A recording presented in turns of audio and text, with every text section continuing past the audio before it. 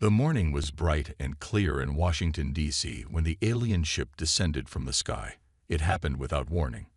A massive vessel that broke through the clouds and hovered above the National Mall.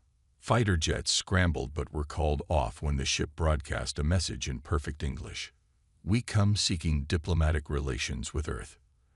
Ambassador John Miller straightened his tie as he waited on the landing pad.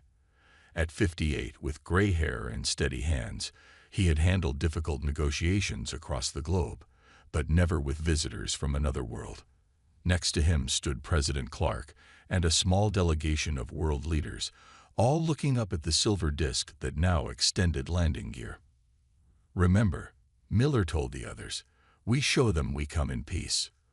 The ship settled down with a soft hiss. A ramp extended, and 6 aliens emerged. They walked on 2 legs, but had 4 arms each. Their skin was a pale blue, and they wore elaborate metal suits that gleamed in the sunlight.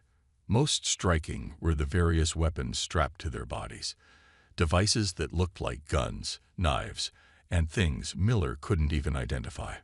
The lead alien stepped forward. "I am High Counselor Zix Tar of the Vexillian Empire and representative of the Galactic Council." The translator device at his throat conveyed his clicks and whistles into English. "We have observed your world for some time and deemed you ready for first contact." Miller stepped forward with open hands. "I am Ambassador John Miller of the United States, representing Earth. We welcome you in peace." The aliens suddenly stiffened.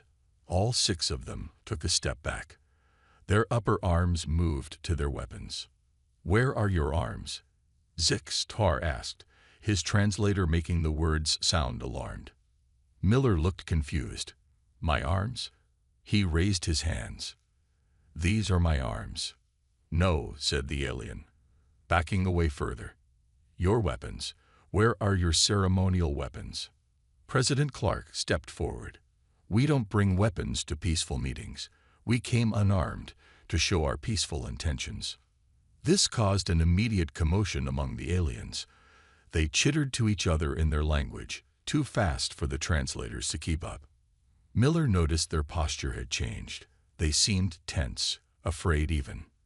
"You approach us with no visible means of defense." Zix Tar's voice was higher now. "What manner of deception is this?" "It's not deception," Miller said calmly. "On Earth, coming unarmed to a meeting is a sign of trust and peaceful intentions." This only seemed to make things worse. 2 of the aliens pulled out scanning devices and pointed them at the humans. "Impossible," one of them said. "All sentient species carry protection. Unless—" The alien turned to Zix Tar and spoke rapidly in their language. Zix Tar's 4 eyes widened. He stepped back and raised all 4 hands in what seemed like a defensive gesture. "We must confer," he announced. "This development is unexpected. Return to your positions. We will contact you again when we have assessed the situation." Before Miller could respond, the aliens backed up the ramp. One of them kept a weapon pointed at the human delegation until the ship's door closed behind them. The gathered humans stood in confused silence as the ship's engines powered up. Within minutes, it had risen high above the city and disappeared into the clouds. "What just happened?" President Clark asked. Miller shook his head.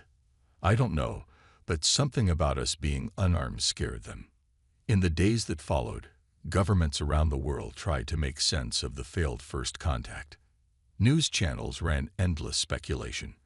Military forces remained on high alert. Scientists analyzed every second of footage from the brief meeting. 1 week later, a small probe entered Earth's atmosphere and delivered a message directly to the United Nations. It contained only a few sentences. "The Galactic Council acknowledges humanity's unique status. We request further diplomatic contact under controlled conditions. 2 Earth representatives may board our diplomatic vessel when it returns in 6 months. We must understand your species before proceeding with formal relations." Miller read the message in his office and sighed. Somehow, humanity had made a terrible first impression by trying to be peaceful.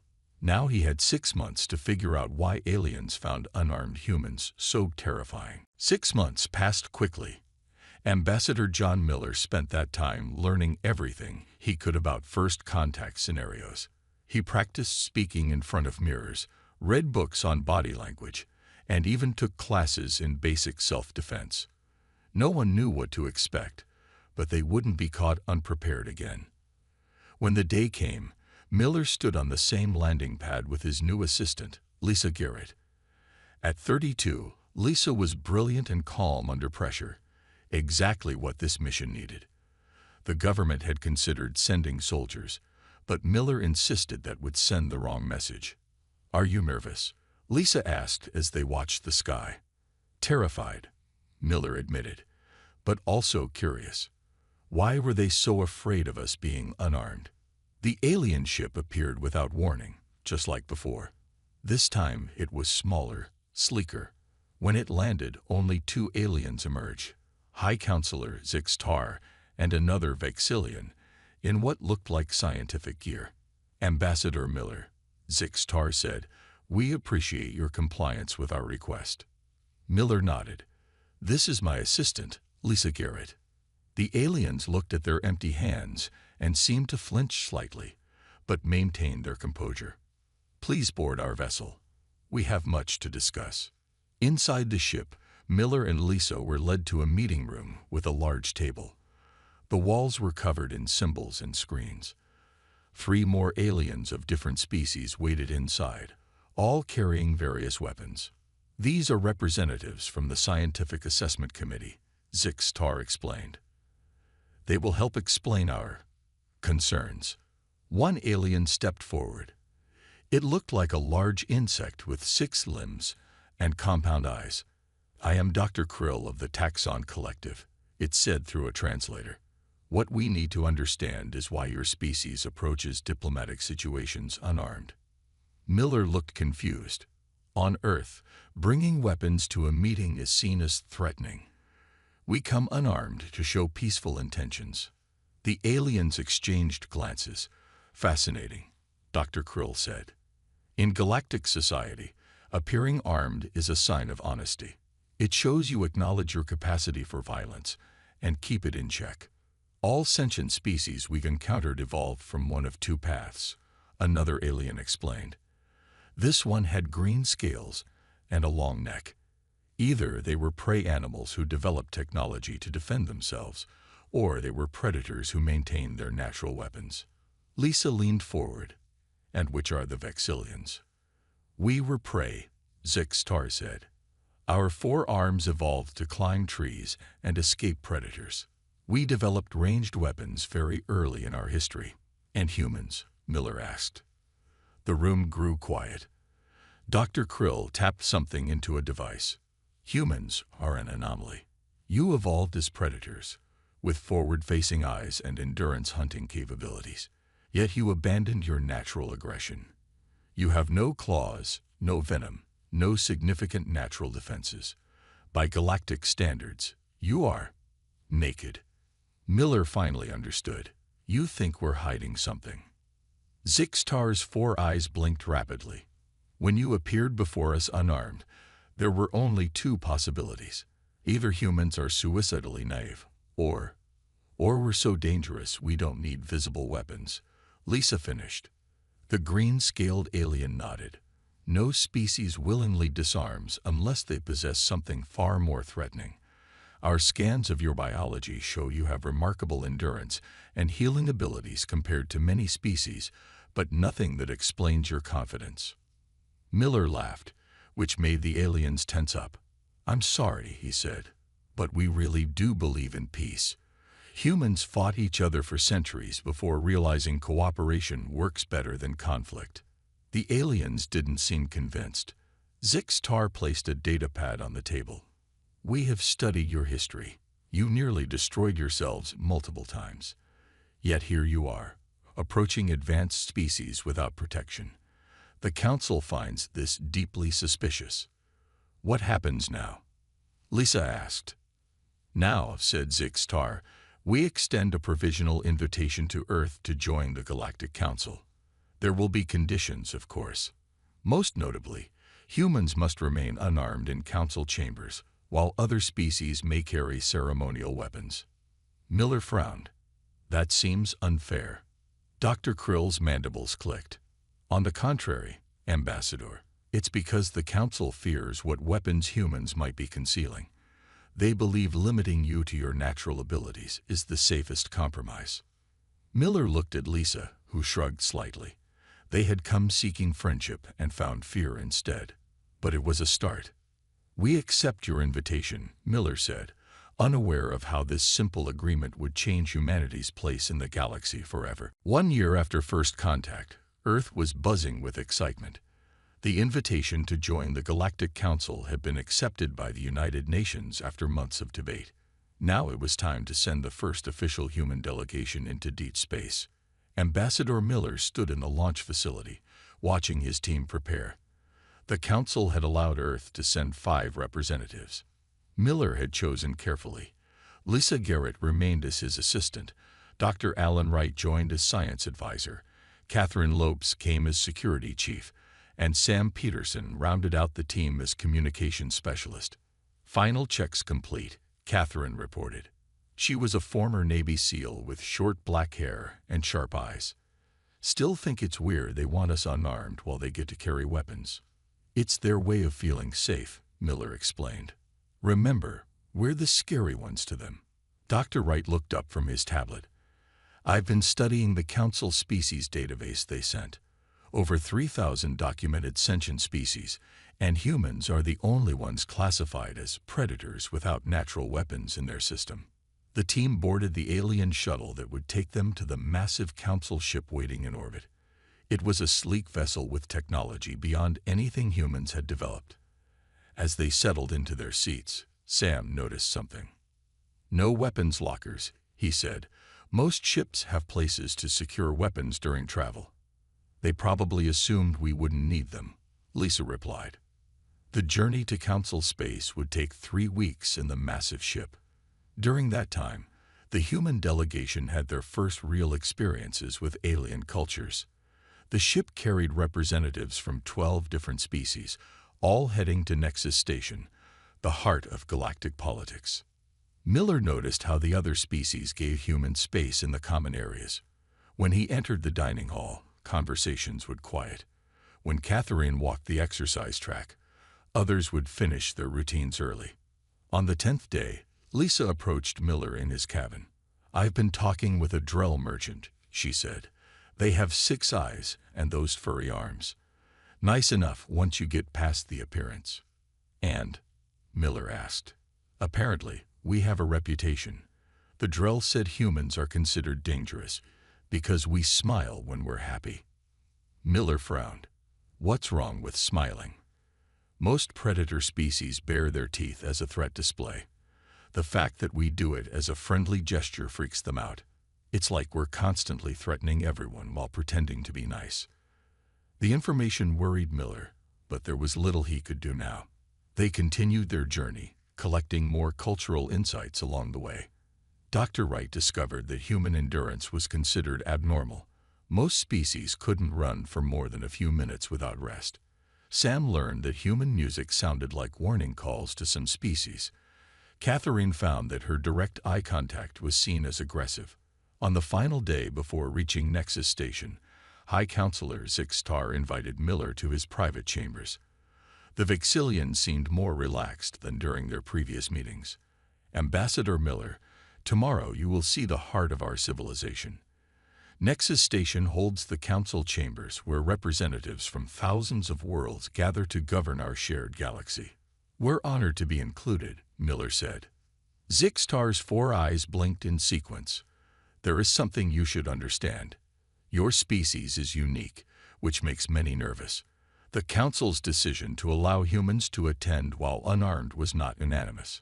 Who opposed it? Miller asked. The Kronax hegemony, primarily. They are apex predators who believe all lesser species should submit to their authority. They find humans unsettling. Because we don't carry weapons. Because you don't need to, Zixtar said quietly. There is a belief among some that a species who evolved as predators yet chooses peace must be capable of terrible violence. The Kronax fear what they do not understand. As the ship approached Nexus Station, Miller gathered his team. Through the viewing window, they could see the massive structure, a spinning wheel of metal and light, larger than any city on Earth. Remember, Miller told them, we're not just representing humanity now. We're trying to change how an entire galaxy sees us. The ship docked with a gentle bump. Humanity was about to take its place among the stars. Nexus Station was overwhelming. The human delegation followed their Vexillian guide through crowded corridors, filled with beings of all shapes and sizes. Some floated on anti-gravity platforms. Others crawled along the walls. All of them carried weapons, from simple knives to complex devices that hummed with energy. The council chamber is at the center of the station, explained their guide, a junior Vexillian diplomat named Krex. Over 5,000 species have representatives there. Catherine Lopes stayed close to Ambassador Miller, her eyes constantly scanning the crowds. Though she carried no weapon, her training made her alert to every movement. She noticed how aliens watched them pass, how conversations stopped, how some even backed away. "They really are afraid of us," Sam whispered. They reached a massive doorway carved with symbols from hundreds of languages. 2 towering guards stood at attention, their bodies covered in natural armor plates. They carried energy spears that crackled with blue light. "The human delegation from Earth," Krex announced. The guards examined them carefully, focusing on their empty hands and lack of visible weapons. One guard grunted something to the other. "They wish to scan you for hidden weaponry," Krex translated. "That's fine," Miller said calmly. "We have nothing to hide." The scan took only seconds. When it showed no weapons, the guards seemed more worried, not less. They stepped aside reluctantly and opened the doors. The council chamber was enormous, a circular room with rising tiers of seats stretching up hundreds of feet. Thousands of aliens filled the seats, a rainbow of colors and shapes. At the center was a raised platform where speakers could address the assembly. As the humans entered, a hush fell over the chamber. All eyes, sensory organs, and detection devices turned toward them. Miller led his team to their assigned seats, simple chairs in the lowest tier near the speaking platform. "The Earth delegation has arrived," announced a voice that seemed to come from everywhere at once. "Ambassador Miller will now address the council." Miller walked to the platform. He had practiced this speech for weeks, but facing thousands of armed aliens made his mouth dry. He took a deep breath and began. "Honorable representatives of the Galactic Council, I bring greetings from Earth. We come in peace, seeking friendship and cooperation with all species." A murmur ran through the crowd at the word peace. Miller continued, explaining Earth's hope for sharing knowledge and resources. When he finished, the chamber remained silent for several seconds before a polite, restrained applause began. As Miller returned to his seat, an enormous reptilian alien rose from the upper tiers. Its scales were jet black, and multiple weapons hung from its battle harness. "I am War Leader Vorg of the Kronax hegemony," it growled. "I question the wisdom of admitting humans to this council. They come with sweet words of peace while hiding their true nature." "We hide nothing," Miller replied, though he hadn't been invited to speak again. "Lies," Vorg hissed. "All sentient species understand the need for defense. Only those with secret advantages appear unarmed." The Kronax turned to address the wider council. "Earth is classified as a death world. Extreme temperatures, powerful predators, deadly microorganisms. Any species that evolve there must possess extraordinary killing ability." Several council members nodded in agreement. Others looked uncomfortable. Dr. Wright leaned toward Miller. "Death world? That's ridiculous. Earth is quite habitable." "By your standards," whispered a small, furry alien seated nearby. "To most species, your world is a nightmare of dangers. Few council members could survive there without extensive protection." Over the next hours, Different council representatives spoke about Earth's membership. Some welcomed humans cautiously. Others supported the Kronax view that humans were dangerous. A few seemed genuinely curious about Earth culture. During a break in the proceedings, Lisa approached Miller with concern in her eyes. "I've been listening to the translators. Different factions are already trying to align with us." "For what purpose?" Miller asked. "Military advantage. They think Earth must have powerful weapons or fighting abilities. The Trescan Alliance wants our help against the Kronax. The Medillan Confederation wants defense technology they believe we're hiding." Miller sighed. "We're not hiding anything." "That's exactly the problem," Catherine said, joining them. "No one believes that, and I'm starting to think our honesty might become dangerous." As the council reconvened, Miller watched the armed representatives with new understanding. To them, humanity wasn't just strange. We were terrifying. And nothing they had seen so far had convinced them otherwise. 3 months passed quickly on Nexus Station. The human delegation settled into a routine, attending council sessions, meeting with alien representatives, and sending regular reports back to Earth. Ambassador Miller found himself busier than ever as more species sought private meetings with humans. "It's exhausting," he told Lisa one evening as they reviewed the next day's schedule. "Everyone wants to know our secrets, and no one believes we don't have any." "At least they're talking to us now," Lisa replied. "Remember how they used to avoid us in the hallways?" Catherine Lopes entered their common room, her face serious. "Security alert from station control. The Kronax delegation is making threats again." Miller sighed. The Kronax had been the most vocal opponents of human membership in the council. Their leader, War Leader Vorg, missed no opportunity to suggest humans were hiding dangerous abilities. "What is it this time?" Miller asked. "They're demanding access to a small border world called Teryx. The local species refused, and now the Kronax are threatening invasion." Dr. Wright looked up from his datapad. "Teryx. That's the one with the insect-like people, right? Peaceful farmers with minimal defenses." "Exactly," Catherine said. "Easy prey for the Kronax." The next morning, the council chamber was tense when the human team arrived. Representatives argued loudly, many standing at their seats. At the center platform, a small delegation of Teryxians pleaded their case. They had 4 thin arms and delicate wings that fluttered when they spoke. "We have no quarrel with the Kronax hegemony," their speaker said. "Our world has no strategic value. We ask only to be left in peace." War Leader Vorg pushed his way to the platform, towering over the Teryxian speaker. "Your world borders Kronax space. That alone gives us the right to claim it for security purposes." The council moderator, a tall blue alien with a ceremonial staff, tried to maintain order. "The Teryxians are council members in good standing. The charter protects their sovereignty." Vorg laughed, a harsh sound that echoed through the chamber. "The charter protects those strong enough to enforce it." He turned to face the wider council. "Who here will defend Teryx against Kronax might?" A heavy silence fell over the chamber. No species wanted to challenge the powerful Kronax military. Miller watched as the Teryxian delegation's wings drooped in despair. "This is wrong," Lisa whispered. Miller nodded and stood up. "Earth will speak for Teryx." All eyes turned to the human delegation. Vorg's yellow eyes narrowed. "Humans? You have no fleet, no armies here. What protection can you offer?" Miller walked calmly to the platform. "The same protection that all council members deserve under the charter. Peace through cooperation, not threat of violence." Vorg slammed his fist against his chest armor. "Empty words. This is why armed species rule the galaxy. Power is the only language that matters." "Is it?" Miller asked. "Then why do you need the council's approval?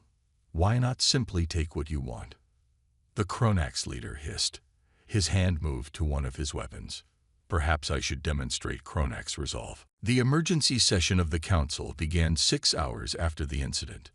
Security forces had restored order, the injured were treated, and the Kronax delegates were confined to their quarters. The human delegation sat alone in a waiting area, unsure of what would happen next. "How's your arm?" Miller asked Catherine. She flexed her bandaged forearm. "Their medical technology is impressive. Almost no pain now." Dr. Wright paced nervously. "This could be very bad. We've confirmed their worst fears about us." A Vexillian guard appeared at the door. "The council requests your presence." They followed the guard to the chamber, which was now half empty. Many representatives had evidently chosen to attend virtually rather than be in the same room as humans. The remaining aliens sat far from the human section, leaving a conspicuous empty area around them. The moderator, looking shaken but determined, addressed the chamber. "This emergency session will examine the events of today and their implications for Council security protocols." A panel of scientists from various species took the platform. Their leader was a tall, thin alien with pale skin that seemed almost translucent. "I am Chief Researcher Nix of the Biological Studies Division." They began. "We have been studying human physiology since their arrival. Today's events have confirmed our findings." Large screens appeared around the chamber, showing detailed images of human anatomy alongside alien comparisons. "Humans possess several unusual attributes," Nix continued. "Their muscle density is remarkable for their size. Their bones, while seemingly fragile, have excellent tensile strength. Most notably, their nervous system allows for extraordinary reaction times and coordination." Dr. Wright leaned toward Miller. "They're making us sound like superhumans. This is basic human biology. By Council standards, perhaps we are exceptional," Miller whispered back. Nix displayed footage of Catherine's fight with the Kronax. "Note the speed and precision of movement. The human female weighs approximately 1/3 as much as a Kronax warrior, yet was able to use leverage and momentum to neutralize the threat." The Tyrixian delegation approached the platform. Their wings fluttered gently as their leader spoke. "The humans protected our child when no one else would. They stood against aggression without weapons. Is this not what the Council should represent?" A new silence fell over the chamber, more thoughtful than fearful. The moderator consulted with several senior counselors before addressing the assembly again. "The Council has reached a provisional decision. The human delegation acted within their rights to defend themselves and others. However, today's events have demonstrated why the initial restriction on human weaponry was wise." The moderator turned to Miller. "A new protocol will be established. Humans may attend Council functions without weapons, as their natural abilities are considered sufficient deterrent. All other species may continue to carry ceremonial arms as tradition dictates." As they left the chamber, Lisa whispered to Miller, "So we're still the only ones who have to be unarmed?" Miller nodded slowly. "Yes, but for a different reason now. Before they feared what we might be hiding. Now they fear what they've seen." Back in their quarters, the human team sat in silence, each considering what this meant for Earth's future in galactic politics. They had wanted to be seen as equals. Instead, they had become something else entirely. War Leader Vorg, now wearing restraints, was brought to a witness platform. His scales were dull, and a medical device was attached to his neck. The human used no technology, he growled. No hidden weapons, just bare hands and training. He seemed both angry and confused. "No prey species moves like that." "Humans are not prey," Nix corrected. "Our research suggests they evolved as pursuit predators. They lack natural weapons because they developed tool use very early in their evolution." The moderator turned to Miller. "Ambassador, would you explain human combat capabilities to the Council?" Miller stood and approached the platform. What Catherine did was not extraordinary by human standards. Many of our people learned self-defense techniques. We developed these skills over thousands of years, not to conquer but to protect. "Yet you claim to be peaceful," said a counselor from the upper tiers. "We are peaceful," Miller insisted. "We learned through our history that violence rarely solves problems. But being peaceful doesn't mean being helpless." Murmurs spread through the chamber. Nix displayed more data on the screens. Humans also show remarkable endurance. They can continue physical activity long after most species would collapse from exhaustion, and their pain tolerance is unusually high. The security officer continued fighting despite a laceration that would incapacitate many species. Catherine shifted uncomfortably as the alien studied her. She had never considered these normal human traits to be special. 6 months after the incident with the Kronax, humanity's position in the galactic community had changed dramatically. The news of Catherine's fight spread quickly, and stories about human abilities grew with each telling. Some claimed humans could bend metal with their bare hands. Others whispered that humans could survive in vacuum without protection. None of these rumors were true, but they served to build a legend around Earth's representatives. Ambassador Miller sat in his office on Nexus Station, reviewing reports from home. Earth governments had been busy preparing for increased alien contact, building special facilities and training diplomatic staff. The first alien embassy had opened in Geneva, with more planned for other cities. Lisa Garrett entered with a datapad, another request for human protection. She said, placing it on Miller's desk. The Palaxian Federation wants Earth to commit to defending their trade routes. Miller sighed. That's the third this week. Tell them the same as the others. Earth has no military presence in this sector of space. They know that, Lisa said. They want to publicly align with us anyway. Just the rumor of human protection is enough to deter pirates. This had become a regular pattern. Species across the galaxy sought human protection, despite Earth having no starships or weapons capable of interstellar defense. The reputation alone was valuable. Dr. Wright and Catherine entered the office, returning from a council science briefing. How did it go? Miller asked. More questions about human biology, Wright said. They're particularly interested in our endurance running. I tried explaining that humans aren't special by Earth standards, but that only made them more nervous. Catherine took a seat by the window. I overheard some Drell representatives talking. They believe Earth must be hiding continent-sized weapon factories underground. When I told them we weren't, they just winked all 6 eyes like we share a secret. Our honesty has become our biggest problem, Miller said. No one believes we're telling the truth. Lisa had been quiet, thinking. Now she looked up with determination in her eyes. What if we tell them everything? The complete truth about human capabilities, strengths and weaknesses alike. We've tried that, Wright reminded her. No, I mean really show them. Detailed medical information, performance data, video evidence of our limitations. Show them that we're not the super beings they think we are. Miller considered this, a full disclosure approach. Transparency, Lisa said. It aligns with our values, and it might finally convince them we're not hiding anything. Catherine frowned. Or it could backfire. Right now, our reputation gives Earth protection we don't actually have.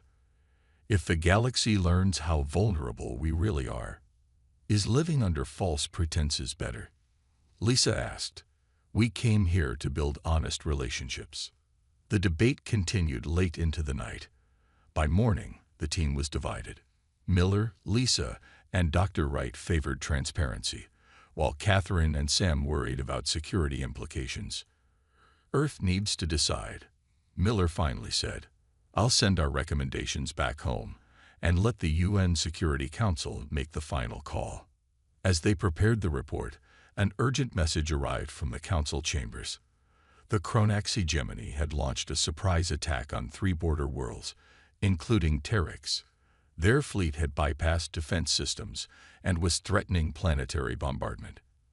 They're demanding the council acknowledge Kronax superiority and grant them control of 12 disputed systems, Sam reported, reading from the alert. And the council's response?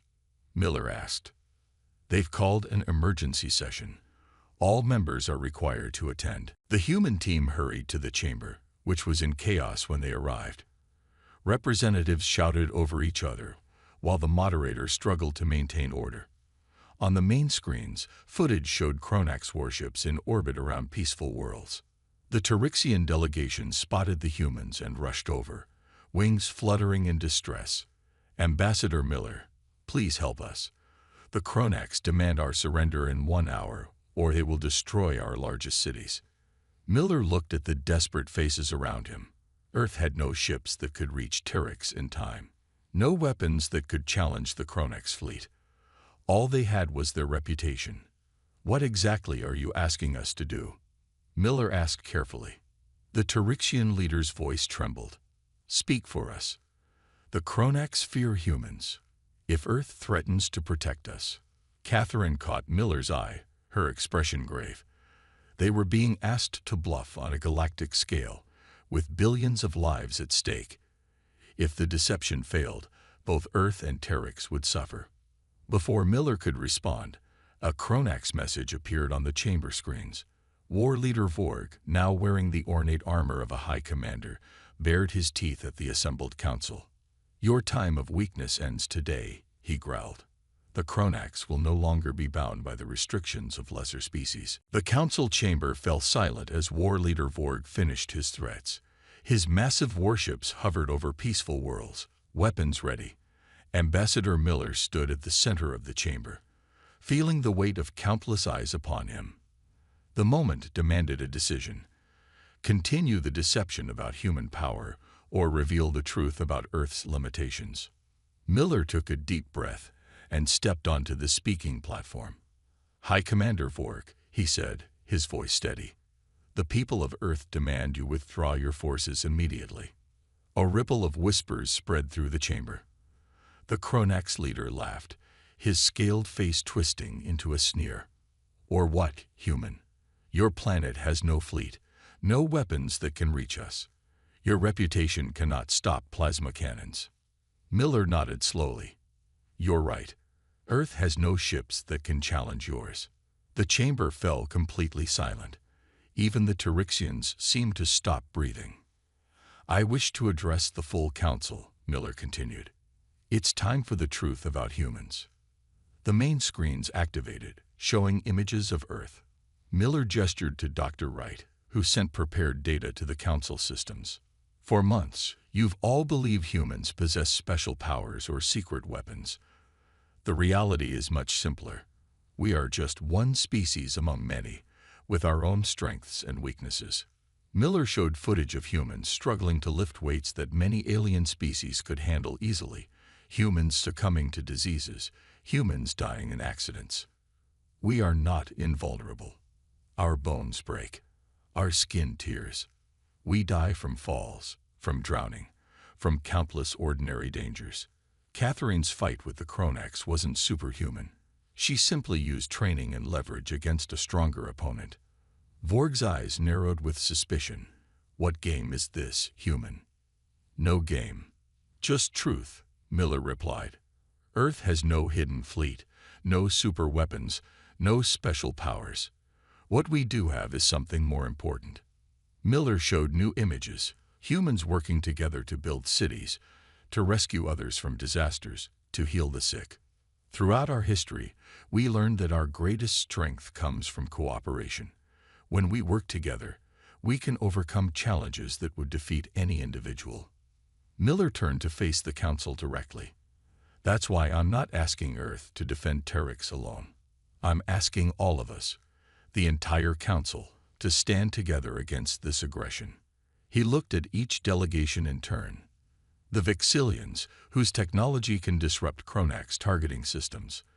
The Medillans, whose shield generators can protect civilian centers.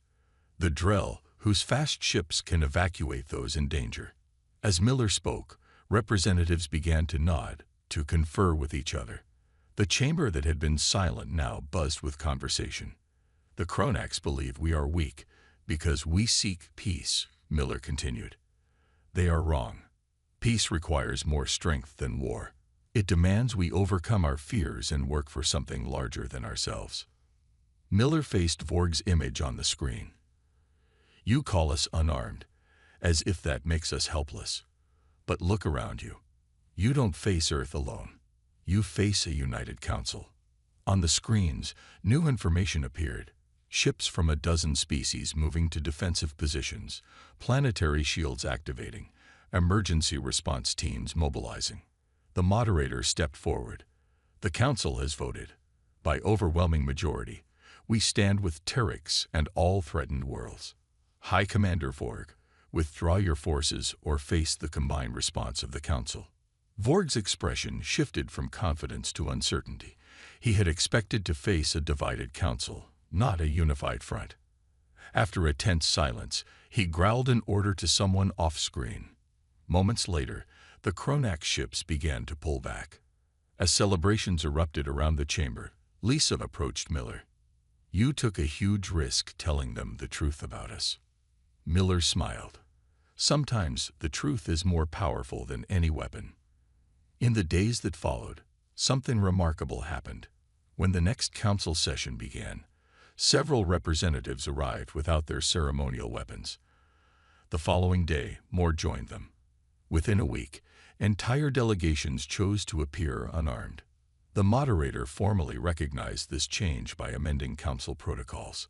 While all species retain the right to carry ceremonial weapons in council chambers as tradition dictates, they are encouraged to consider the human example of strength through openness rather than displays of force. As Miller watched the growing numbers of unarmed representatives, he realized humanity had brought something unexpected to the stars. Not fear, not power, but a new way of thinking about strength. Earth's legacy would not be the weapons they didn't carry, but the peace they helped create.